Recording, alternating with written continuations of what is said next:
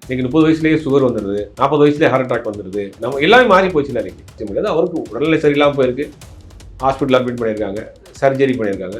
இவருக்கு ஏதாவது அதில் இன்ஃபெக்ஷன் ஆயிருக்கு போல, திருப்பி ஒரு அட்டாக் வந்திருக்குங்கிறாங்க. அவருக்கு வந்தது பிளட் கேன்சர், லுக்கிமியாங்கிறது ஒரு கேன்சர் வந்து அது ரொம்ப அவர் வந்து ரொம்ப சிவியரான ஸ்டேஜில் தான் கண்டுபிடிச்சாங்க. பிளட் வாமிட் லாஸ்ட் ஸ்டேஜில் அதில் மிஸ் ஆகவே முடியாது.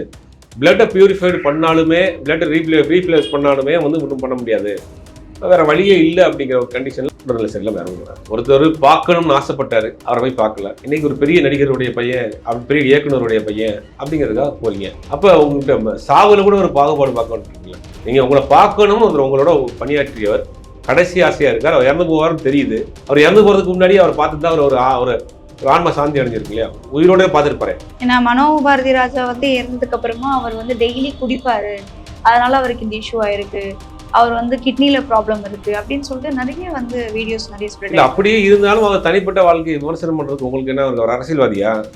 அரசியல்வாதினா நீங்க விமர்சனம் பண்ணலாம், பொது வாழ்க்கைக்கு வந்துட்டாருன்னு. சினிமா நடிகருங்கிறவங்க தனிப்பட்டவங்க, செப்பரேட் தான் அவங்க. நீங்க அவங்க லைஃப் எப்படி நீங்க விமர்சனம் பண்ணுவீங்க? அவங்க என்னன்னாலும் பண்ணிட்டு போறாங்க. காந்தம் மீடியா நேயர்களுக்கு வணக்கம். இன்னைக்கு நம்ம கூட வந்து சினிமா விமர்சகர் ஜுபைர் சார் இருக்காரு. வணக்கம். வணக்கம்.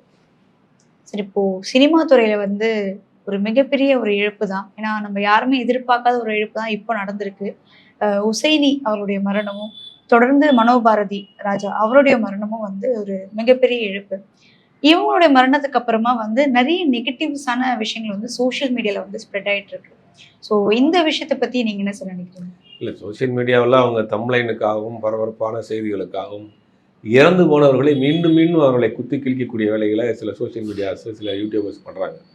அது ஏன் பண்ணுறாங்க? அதுக்கு ஒரு சின்ன அற்பமான ஒரு வியூஸ்க்காகவும் ஒரு பரபரப்பான செய்திகளை முன்னாடி தர்றதுக்கும். இன்றைக்கி கூட காலைல ஒரு வீடு பார்த்தேன், ஒரு தம்ப்லைன் போட்டிருக்காங்க, அவங்க அம்மா கத்திக்கு அவர்கிட்ட வெளியில் போனாங்க, குடித்து இறந்து போனாங்கிற மாதிரிலாம் கூட போட்டிருக்கிறாங்க.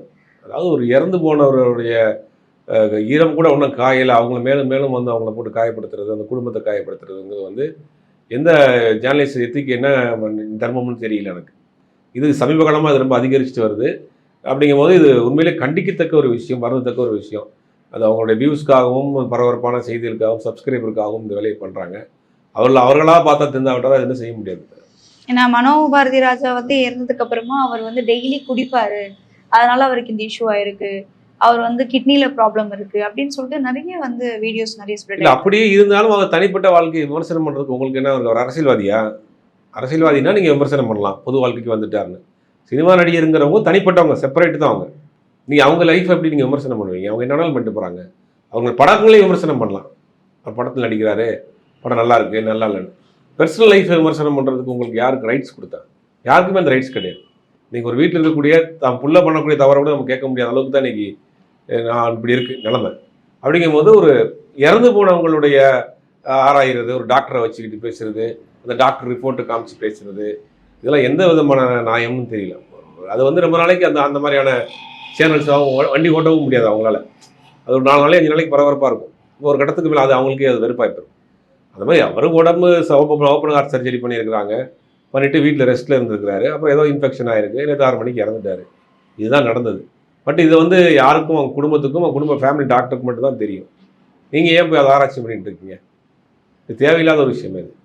ஏன்னா அப்பா இருக்கும்போதே வந்து மகன் இறந்துட்டாங்க, அப்பாவுக்கு வந்து இவ்வளோ வயசாகுது, ஆனா மகனுக்கு இவ்வளோ சின்ன வயசு தான், இந்த வயசுலேயே இவருக்கு இந்த மாதிரி ஒரு பாதிப்பு ஏற்பட்டது அப்படி இப்படின்னு சொல்லிட்டு நிறைய விஷயங்கள் சொல்லி. இல்லை, இன்னைக்கு அவங்க அப்பா அவருக்கு 75 வயசுக்கு மேலேயாவது.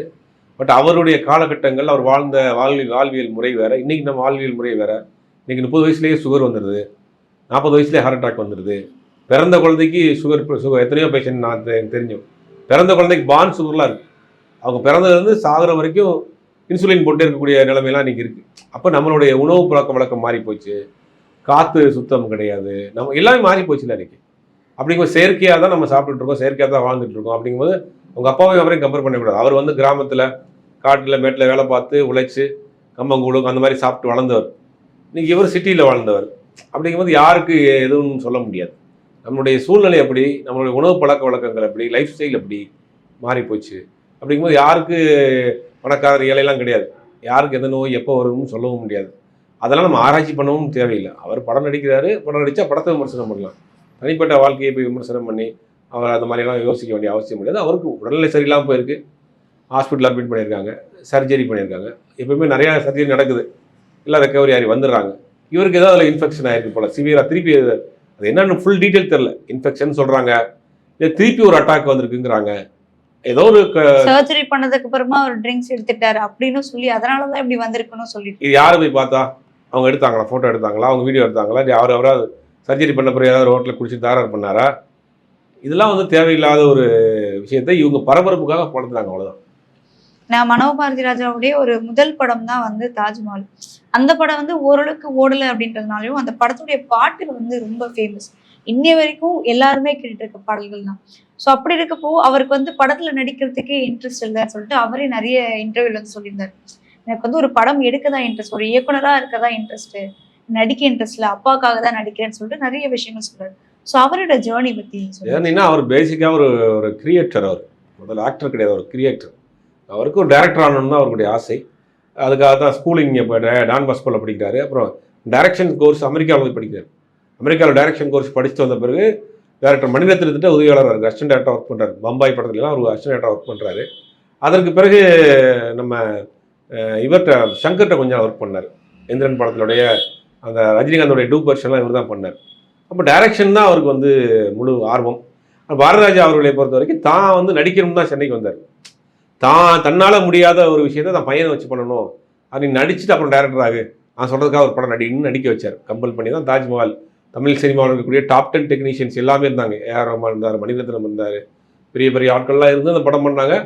அந்த படம் வந்து பெருசாக போகலை, பாட்டெல்லாம் ஹிட்டு, மற்றபடி எல்லாம் டெக்னிக்கலாக படம் சவுண்டாக இருந்தால் கூட படம் பெருசாக அது வந்து ரீச் ஆகலை.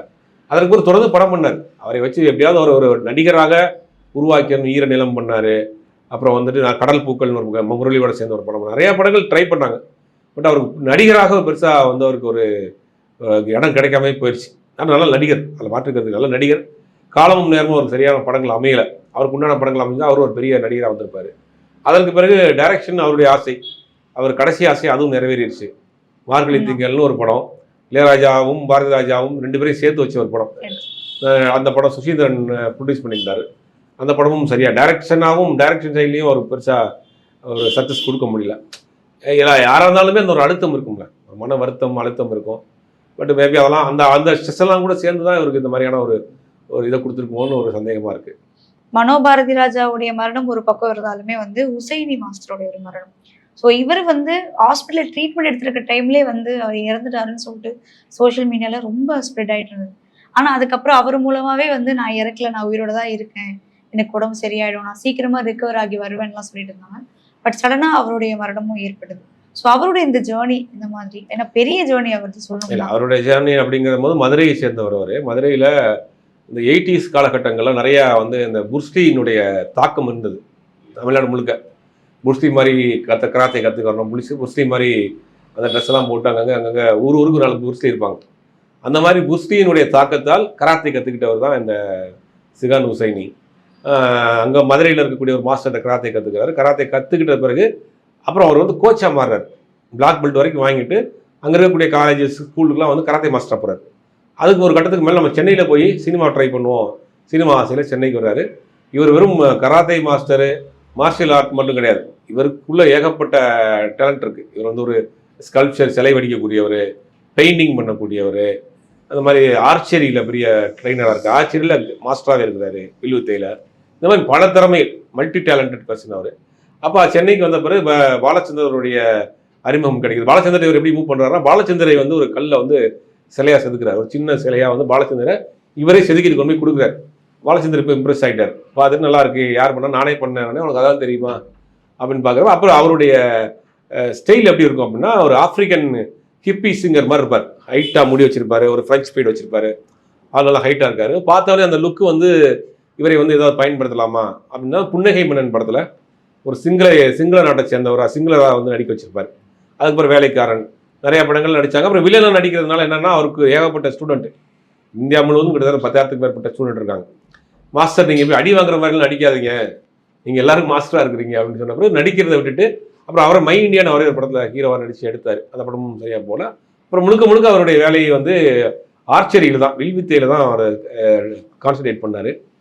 தமிழ்நாடு அரசும் அவரும் சேர்ந்து வீட்டுக்கு ஒரு வில்வித்தை வீரர் அப்படிங்கிற ஒரு கான்செப்டை பண்ணி அரசு பள்ளி மாணவர்களுக்கு வந்து அந்த வில்வித்தை ட்ரைனிங் கொடுக்குற மாதிரி நடத்தினாங்க. போன பிப்ரவரி மாதம் கூட தாம்பரத்தில் ஒரு ஈவெண்ட் ஒன்று பண்ணாங்க. அதான் கடைசி ஈவெண்ட்டு. அது மாதிரி நிறையா பண்ணிட்டு இருந்தார். அவருடைய ஒரே கோல் வந்து தமிழ்நாட்டிலேருந்து ஒரு ஆர்ச்சரி வந்து ஒலிம்பிக்கில் வந்து ஒரு கோல்டு மெடல் வாங்கணும், அதான் கடைசி ஆசை அப்படின்ட்டு இருந்தார். பட் அந்த ஆசை நிறைவேறாமல் உடல்நிலை சரியில்லாமல் இறந்து போனார். ஆனால் அவருடைய கடைசி ஆசை வந்து விஜய் வந்து மீட் பண்ணணும் அப்படின்ற மாதிரி ஒரு விஷயம் போயிட்டு இருக்கு. அது உண்மையா? இல்லை, அவரே பேசியிருந்தாரு. விஜய் வந்து பார்த்து தான் நல்லாயிருக்கும், பவன் கல்யாணம் வந்து பார்த்து, எல்லாமே அவருடைய ஸ்டூடெண்ட். பத்ரி படத்தில் வந்து விஜய்க்கு வந்து நிறைய ட்ரைனிங்லாம் கொடுத்து அந்த படத்தில் நடிச்சிருப்பார். அப்படிங்கும் போது கடைசி நேரங்களில் சில பேர் பார்க்கணும் ஒரு ஆசை இருக்கும்ல. நம்ம நெருக்கமாக பழகிய ஆட்களை கடைசி காலங்களில் பார்க்கணும்னு ஆசைப்பட்டார். பட் அவர் விஜய் வரல. அது வந்து உண்மையிலேயே வந்து விஜய் யாருக்கும் பண்ண மாட்டார், எதுவும் பண்ண மாட்டார். ஒரு மரணப்படுக்கையில் கிடந்தவரை கூட கடைசி நேரத்தில் கூட அவருடைய கடைசி ஆசையை கூட நடக்க முடியல. அவர் உதாரணத்துக்கு சொல்லணும்னா, அமெரிக்காவில் இருக்கக்கூடிய சமீபத்தில் கூட ஒரு ட்ரம்ப் அவருடைய டேபிளில் ஒரு குழந்தைய உட்கார வச்சுட்டார். அந்த மாதிரி ஏதோ ஒரு சிவியரான ஒரு டிசீஸில் இருக்கக்கூடிய ஒரு குழந்தை கொஞ்ச நாள் இறந்து போகணும். அந்த பொண்ணுக்கு அந்த குழந்தைய கடைசி ஆசை என்னன்னா, நான் அவர் ட்ரம்ப்பை பார்க்கணும், அது கூட அங்கே உட்காரணும் அந்த டேபிள்னு அவரை கூட்டு வந்தாங்க. அந்த குழந்தையை கூட்டு வந்து உட்கார வச்சு அந்த ஆசையை நிறைவேற்றினாங்க. அமெரிக்காவினுடைய ஜனாதிபதியே அந்த ஆசையை நிறைவேற்றி வச்சார். நம்ம இளைய தளபதிக்கு அந்த மனசு இல்லை போல. ஏன்னா அவருடைய ட்ரீட்மெண்ட் போயிட்டு இருக்கும்போது அவர் வாழணும் அப்படின்னா கூட ஒரு நாளைக்கு வந்து இவ்வளோ பிளட் கவுண்ட் வந்து அவருக்கு தேவைப்படுது அப்படின்னு ஒரு விஷயம் வந்து சோஷியல் மீடியா ரொம்ப வைரல் ஆயிட்டு இருக்கு. உண்மையிலேயே இந்த விஷயங்கள்லாம் நடந்ததா? ஆமா, அவருக்கு வந்தது பிளட் கேன்சர், லுக்கிமியாங்கிறது ஒரு கேன்சர் வந்து அது ரொம்ப அவர் வந்து ரொம்ப சிவியரான ஸ்டேஜில் தான் கண்டுபிடிச்சாங்க. பிளட் வாமிட் லாஸ்ட் ஸ்டேஜில் அதில் மிஸ் ஆகவே முடியாது. பிளட்டை பியூரிஃபைடு பண்ணாலுமே, பிளட்டை ரீஃப்ளேஸ் பண்ணாலுமே வந்து ஒன்றும் பண்ண முடியாது, வேற வழியே இல்லை அப்படிங்கிற ஒரு கண்டிஷன்ல எல்லாமே அவரே தான். அவர் மரணித்து போகக்கூடிய 2 நாளைக்கு முன்னாடி வரைக்கும் அவருக்கு என்ன ட்ரீட்மெண்ட் எடுக்கிறாங்கிற முதற்கொண்டு அவர் தான் வீடியோ போடுறாரு. அவருடைய சோஷியல் மீடியா பக்கத்தில் கிட்டத்தட்ட 50,000 மேலே ஃபாலோவர்ஸ் இருக்கிறாங்க. போட்டே இருக்காரு, எனக்கு இந்த பிளட் வருது, எனக்கு இந்த ட்ரீட்மெண்ட் பண்ணுறேன், நான் இதை பண்ணுறேன் அப்படின்னு தொடர்ந்து அவர் போட்டே இருக்காரு. 2 நாளைக்கு முன்னாடி கோமா ஸ்டேஜுக்கு போன பிறகு தான் வீடியோ போகிறது ஸ்டாப் ஆச்சு. அதுக்கு பிறகு இறந்து போயிட்டார். அப்போ எல்லாமே வந்து அவர் வந்து ஒரு ஓப்பனாக தான் வச்சிருந்தார். அதில் ஒளிவு முறையவே எதுவும் கிடையாது. ஸோ இந்த மாதிரி வந்து ஒரு நடக்காத ஒரு விஷயத்த வந்து நடந்துச்சுன்னு சொல்லிட்டு சோஷியல் மீடியா போடுறதும் சரி, இதுக்கப்புறமும் நிறைய விஷயங்கள் வந்து நடந்துட்டே தான் இருக்கு. ஸோ இதெல்லாம் எப்படி ஸ்டாப் பண்ண முடியும்? ஏன் இந்த மாதிரி பண்ணிட்டு இருக்காங்க? இல்லை, இந்த சோஷியல் மீடியாவுக்குங்கிறதுக்கு ஒரு வரைமுறை இல்லை. ஒரு ஒரு அது அவங்களா பார்த்து இருந்தா திருந்தலைன்னா அதை ஒன்றும் பண்ண முடியாது. ஏன்னா இது வந்து அவங்களுக்குன்னு ஒரு பேசிக் கட்டசி வேணும். ஒரு பத்திரிகையில் இருக்கீங்க, ஒரு ஊடகத்தில் இருக்கீங்க, அதுக்குன்னு ஒரு ஒரு தர்மம் இருக்குது. இப்போ இப்படி யானை எப்படி வந்து இந்த அங்குசத்துக்கு கட்டுப்படுதோ அந்த மாதிரி பத்திரிகை துறையில் ஒரு வார்த்தை இருக்குது, ஆஃப் த ரெக்கார்டு அப்படின்ற வார்த்தை. நீங்கள் ஒரு பத்திரிகை ஒரு சினிமா செலிபிரிட்டியவோ இல்லை ஒரு பொலிட்டிக்கல் செலிபிரிட்டியோ நீங்கள் ஒரு இன்டர்வியூ எடுக்கிறீங்க அப்படின்னா அவங்க ஒரு வார்த்தையை பயன்படுத்திடுறாங்க, இல்லை ஒரு விஷயத்த சொல்லிடுறாங்க அப்படின்னா ஆஃப் த ரெக்கார்டுனா அதை போடக்கூடாது. இது வந்து ஒரு பத்திரிகைக்கு எழுதப்படாத ஒரு வேத வாக்கு மாதிரி. எவ்வளோ பெரிய விஷயமா இருக்கட்டும், அந்த செய்தியை வெளியில் கொண்டு போனால் பரபரப்பாகும், அந்த பத்திரிகையை பயங்கரமாக வைக்கும் அப்படின்னு இருந்தால் கூட ஆஃப் த ரெக்கார்டுன்னு சொன்னால் அது பண்ணக்கூடாதுங்கிறது ஒரு எத்திக் இருக்குது. ஆனால் அந்த எத்திக்கெல்லாம் இன்றைக்கி காற்றுல கரைஞ்சி போச்சு. ஒரு ஸ்டிங்கு பண்ணுவாங்க, ஒரு மேகசின்ஸ், வீக்லி மேகசின்ஸில் ஒரு ஸ்டிங்கு பண்ணுறாங்க. ஒரு அரசு அலுவலர் வந்து ஒரு ஒரு ஒரு லஞ்சம் வாங்குறாரு அப்படின்னா இவங்களே இன்வெஸ்டிகேட் பண்ணி எல்லாம் எடுத்துருவாங்க. எடுத்துட்டு அதை பிரிண்ட் பண்ணுறதுக்கு முன்னாடி சம்மந்தப்பட்டவங்கள்ட்டையும் கேட்பாங்க, இந்த மாதிரி நாங்கள் உங்களை ஃபாலோ பண்ணி நாங்கள் ஒரு ஸ்டிங்கு பண்ணி உங்களை பற்றின ஒரு ஆர்டிக்கல் எழுத போகிறோம், பட் நீங்கள் உங்களுடைய ஒப்பீனியன் என்ன?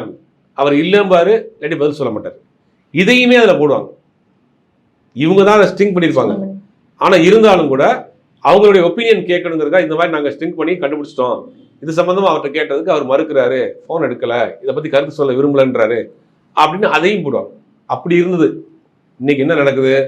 சும்மா ரோட்டில் போனால் கூட போதும், அதை வச்சு ஒரு செய்தி ஆக்குறது. இறந்த வீட்டில் யாராவது சும்மா கண்ணை தொடச்சிட்டா கூட போதும், கதறி எழுதான்னு ஒரு தம்ப்லைன் போடுறது. இந்த மாதிரியான விஷயங்கள் இப்போ வந்து சோஷியல் மீடியா, அந்த யூடியூப் சேனல்ஸ் நிறையா வந்த பிறகு அவங்களுக்கு வந்து எந்த விதமான எத்திக்ஸும் கிடையாது, எந்த விதமான ஒரு கட்டுப்பாடும் கிடையாது. அவர்கள் நினைச்சது அந்த வியூஸ்க்காகவும் அந்த சப்ஸ்கிரைபர் ஏறுறதுக்காகவும் பரபரப்பான செய்திகளுக்காகவும் இந்த மாதிரியான வேலை செய்கிறாங்க. யூடியூபர்ஸ் வந்து ஒரு சைடு பண்ணிட்டு இருந்தாலுமே மெயின் ஸ்ட்ரீம் மீடியாலையும் வந்து அந்த மாதிரி டைட்டில்ஸ், அந்த மாதிரி தம்ப்நெயில்ஸ்லாம் வைக்க ஆரம்பிச்சிட்டாங்க. அவங்களுக்கும் எத்திக்ஸ் இல்லையா? அப்போ வந்துட்டு இல்லை, அதுதான் அது ரொம்ப கொடுமை. இவங்களுக்கு வந்து எந்த விதமான எதுவும் ரூல்ஸும் கிடையாது. அவங்க ஒரு நாமில் உள்ள இருக்கிறாங்க. ஒரு சேட்டலைட் சேனல் இருக்காங்கன்னா சேட்டலைட் சேனல் நேரடியாக மத்திய அரசினுடைய கண்ட்ரோலில் இருக்குது. மத்திய அரசு தான் அந்த லைசன்ஸ் வாங்கி சேனல் நடத்தணும். நியூஸ் லைசன்ஸா, என்டர்டைன்மெண்ட் லைசன்ஸான்னு வாங்கி நடத்தணும். அவங்களுக்கு சில ரூல்ஸ் அண்ட் ரெகுலேஷன் இருக்குது. ட்ராய்னு ஒரு அமைப்பு இருக்குது அவங்களுக்கு. அதில் அவங்க ஏதாவது பண்ணிங்கன்னா அதில் கம்ப்ளைண்ட் அடிக்கலாம். அப்படி இருக்கக்கூடிய சேட்டலைட் சேனலே இப்போ யூடியூப்பை பார்த்து கெட்டு போச்சு. அவங்க என்ன கம்ப்ளைண்ட் போடுறாங்கன்னா அதே மாதிரி நம்ம கம்ப்ளைண்ட் போடணும். அப்படி சமீபத்தில் ஒரு நடிகருக்கு வந்து ஒரு சின்ன உடம்பு சரியில்லைன்னு ஹாஸ்பிட்டலில் போனார். 5வது மாடியில் இருக்கிறாரு, காதுலேருந்து பிளட்டு போச்சு, இங்கே சர்ஜரி பண்ணுறாங்கன்னு அவங்க நிமிடத்துக்கு நிமிடம் தான் ஒரு பெரிய சேட்டலைட் சேனலில் ஒரு செய்தியை போகிறப்ப எனக்கு ஆச்சரியமாக இருந்துச்சு, என்னடா இப்படி இறங்கிட்டீங்க நீங்களும் அப்படின்னு.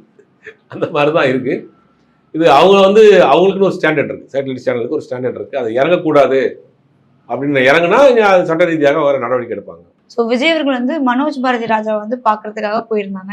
ஆனா உசைனி அவர்களை வந்து பார்க்க போகல அப்படின்னு சொல்லிட்டு ஒரு பல சோஷியல் மீடியால பல விஷயங்கள் வந்து பேசிட்டு இருக்காங்க. இதை பத்தி உங்களுடைய கருத்து என்ன? ஒருத்தர் பார்க்கணும்னு ஆசைப்பட்டாரு, அவரை போய் பார்க்கல. இன்னைக்கு ஒரு பெரிய நடிகருடைய பையன், அப்படி பெரிய இயக்குனருடைய பையன் அப்படிங்கிறதுக்காக போறீங்க. அப்போ உங்கள்கிட்ட சாவுல கூட ஒரு பாகுபாடு பார்க்கணுன்றீங்களே. நீங்கள் உங்களை பார்க்கணும்னு ஒருத்தர் உங்களோட பணியாற்றியவர், நீங்கள் பார்க்கணும்னு ஆசைப்படுறாரு, கடைசி ஆசையாக இருக்கார், அவர் இறந்து போவார்னு தெரியுது. அவர் இறந்து போகிறதுக்கு முன்னாடி அவர் பார்த்துட்டு தான் அவர் ஒரு ஆன்ம சாந்தி அடைஞ்சிருக்கு இல்லையா, உயிரோட பார்த்துருப்பாரு. அப்படி இருக்க கூட அவங்களுக்கு அப்போ வந்து மரணத்தில் கூட அவங்க வந்து ஒரு இது பார்க்குறாங்க, ஒரு பார்ஷியாலிட்டி பார்க்குறாங்க தான். சினிமாவில் இது வந்து எழுதப்படாத ஒரு விஷயம். அசோக் குமார்னு ஒரு மிகப்பெரிய ஒரு கேமராமேனு, மகேந்திரன் மாதிரியான பெரிய பெரிய படங்களுக்கு ஒர்க் பண்ண கேமராமேன். பட் அவர் இறந்து போன பிறகு ஒரு 10 பேர் தான் இருந்தாங்க. சினிமா தான் லைம்லைட்டில் இருக்கக்கூடிய பாரதராஜாங்கிற ஒரு பெரிய டைரக்டருடைய பையன். இன்னைக்கு இவர் இங்கே போனோன்னா எல்லாரும் வருவாங்க அப்படிங்கிறதுக்காக இங்கே போகிறீங்க. பட் உங்களை பார்க்கணும், உங்களோட பயணம்னா ஒரு ஒரு இறந்து போகிறாரு, சாவினுடைய நாட்களை கண்ணு முன்னாடி பார்த்துட்டு இருக்காரு, அந்த குடும்பம் யாருக்கும் வர முடியாது. விஜய் வந்து அந்த பார்ஷாலிட்டி பார்க்கறாரு அப்படின்னு கண்டிப்பாக பார்க்குறாருங்கிறது கண்ணு முன்னாடி தெரியுது. நீங்கள் ஒரு பெரிய இயக்குனரோட பையன்னா இறந்து போனால் போய் உட்காடுறீங்க. உங்களோட ஒர்க் பண்ண ஒரு ஃபைட் மாஸ்டர் உங்களை பார்க்கணும்னு ஆசைப்படுறாரு, நீங்கள் போக மாட்டேங்கிறீங்க. இதுலேயே தெரியலையா உங்களுக்கு பார்ஷியாலிட்டி? ஒன்றும் கிடையாது. ஒரு வீடியோ கால் பண்ணி கூட பேசிருக்கலாமே. பேசியிருக்காங்க என்னன்னு தெரியல, இது வரைக்கும் அது ஒன்றும் கன்ஃபார்ம் பண்ணல. அது ஏன் பண்ணலன்னு தெரியல. இவ்வளோ நேரம் வந்து நிறைய விஷயங்களை ஷேர் பண்ணதுக்கு ரொம்ப நன்றி.